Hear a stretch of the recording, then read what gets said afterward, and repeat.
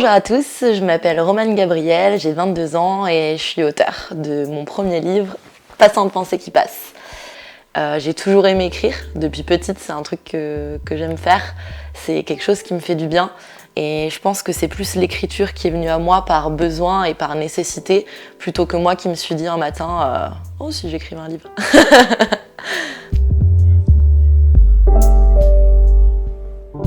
Donc dans ce livre, il y a à la fois des passages très intimes, des passages plutôt universels.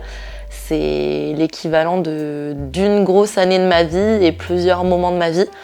Et ce serait plutôt l'autobiographie de quelqu'un qui n'est pas public justement. Et qu'est-ce que ça fait de lire des propos qui pourraient être les nôtres et qui pourraient être pensés par monsieur, madame, tout le monde, parce qu'au final... J'ai 22 ans, j'ai vécu un peu partout en France, je suis danseuse, je traverse des problèmes quotidiens que la plupart des personnes traversent. Et du coup, c'est plutôt ça, ce livre, c'est qu'est-ce que ça fait de lire des propos qu'on pourrait nous-mêmes penser à voix basse et que là, j'ai décidé d'écrire à voix haute.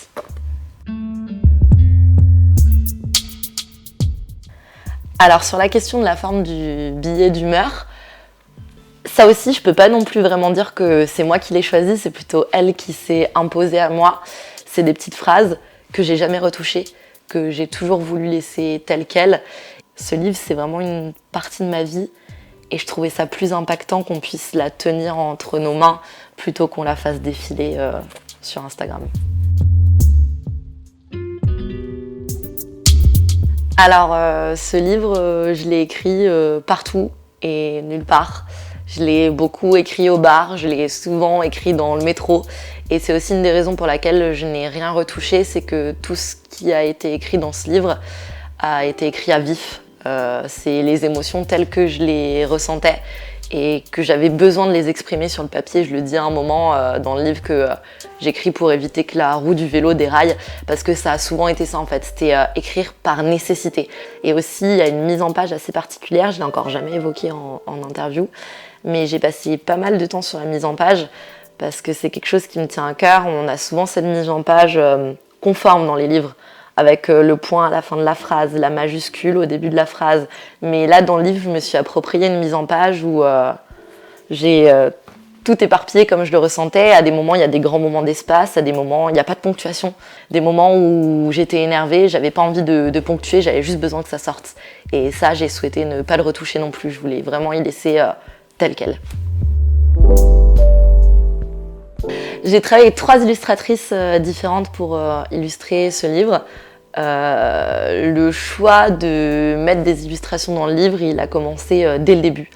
En fait, le compte de La Trentaine TNPC, que j'appellerais plutôt Jess parce que c'est mon amie, c'est avec elle que j'ai commencé en fait. Quand j'écrivais ces bouts de phrases, elle a été mon soutien. Et on a commencé toutes les deux ici. Et ça a vraiment été le point de départ et la base solide du fait que j'avais envie que certaines phrases bien spécifiques soient accompagnées par des illustrations. Ensuite, elle m'a présenté Petite Esquisse, du coup, l'autre compte avec lequel j'ai travaillé. Et le choix aussi que j'ai fait, c'est de proposer plusieurs phrases à Elsa et de lui laisser le choix de m'illustrer les phrases qu'elle avait envie.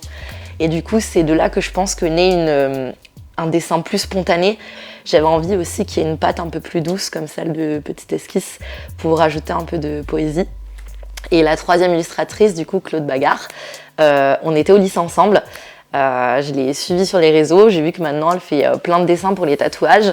Et en fait, la couverture du livre, c'est un dessin que j'avais envie de me faire tatouer d'elle. Et je savais pas trop où le mettre sur ma peau parce qu'il me représente tellement qu'il me fait peur, je pense. Et je m'étais dit, ce dessin, ça évoque beaucoup de joie pour moi et en même temps énormément de tristesse. C'est le soleil, c'est la lune, c'est le yin-yang, c'est l'équilibre. Et je pense que j'avais un peu peur de le faire sur ma peau par peur d'être trop proche de moi-même. Et du coup, j'ai eu envie qu'il soit sur ce livre. C'est vrai qu'en ouvrant ce livre, on rentre dans mon intime, parfois même dans mon privé. Et ça peut faire peur, ça peut choquer, c'est cru. Je parle cru parce que je suis comme ça, parce que c'est authentique, parce que ce que je ressens, J'ai besoin de l'exprimer, j'ai pas envie de tourner 17 fois ma langue dans ma bouche avant de le sortir. Il y a des propos qui peuvent choquer. J'ai écrit des moments de ma vie que d'autres personnes ont certainement vécu, mais l'idée c'était de les exprimer pour que ceux qui n'ont pas réussi à les exprimer puissent au moins se reconnaître. J'ai choisi de lire cet extrait-là. C'est un texte à la fois très triste, mais qui véhicule beaucoup d'espoir et c'est ce que j'ai ressenti quand j'ai écrit ce livre pendant cette année-là. J'étais un petit peu en détresse, mais j'avais espoir que ça aille mieux et j'ai bien fait parce qu'aujourd'hui, c'est cool. Du coup, voilà. Je suis construite sur des nœuds. Il y a des nœuds dans mon corps, des nœuds dans ma tête. Des nœuds d'union autant que des nœuds de problème. Des nœuds qui serrent, qui saignent, qui enlacent et qui enferment. Qu'on démêle et emmêle, véritable casse-corps et casse-tête tissés par la vie. Jusqu'au jour où il vous faudra résister à l'envie de tout couper. Car la jouissance à avoir défait les nœuds n'a pas d'égal.